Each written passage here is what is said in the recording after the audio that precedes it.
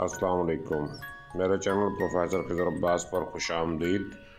Channel کو subscribe کر کے بیل کا آئیکن دبائیں، ویڈیو کو لائک، کمنٹ اور شیئر کریں۔ بہت بہت شکریہ۔ بسم اللہ الرحمن الرحیم۔ احباب عزیز وقار، السلام علیکم۔ میں ہوں پروفیسر خضر عباس اور آپ دیکھ رہے ہیں میرا یوٹیوب چینل پروفیسر خضر عباس۔ اردو گرامر کے حوالے سے آج میں تیسرا لیکچر لے کے آپ کی خدمت میں حاضر ہوا ہوں۔ اس کا عنوان ہے اسم کی اقسام بلحاظ معنی۔ تو اسم کی اقسام بلحاظ معنی، جیسا کہ ہم جانتے ہیں، کسی شخص، چیز یا جگہ کے نام کو اسم کہتے ہیں۔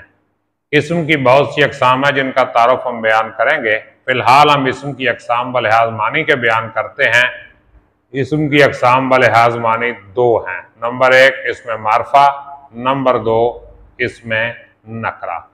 اب ہم اسم معرفہ اور اسم نکرہ کی تفصیل دیکھتے ہیں۔ اسم معرفہ کو اسم خاص بھی کہتے ہیں۔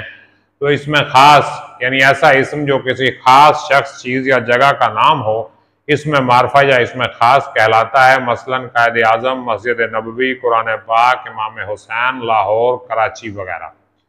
نوٹ کیا ہے، اسم معرفہ اپنی جنس میں کسی مخصوص چیز کا نام ہوتا ہے۔ آگے ہے اسم نکرہ، کسی عام شخص، چیز یا جگہ کے نام کو اسم نکرہ یا اسم عام کہتے ہیں۔ اسم نکرہ اپنی جنس کی تمام چیزوں کے لیے استعمال ہو سکتا ہے، مثلا شہر، مسجد، گھر، لڑکا، عورت، ملک، گاؤں، سمندر، جزیرہ وغیرہ۔ اسم معرفہ اور اسم نکرہ کی وضاحت کس طرح ہو سکتی ہے؟ ہم ہر شہر کو شہر کہہ سکتے ہیں، لیکن ہر شہر کو لاہور، کراچی یا ملتان نہیں کہہ سکتے۔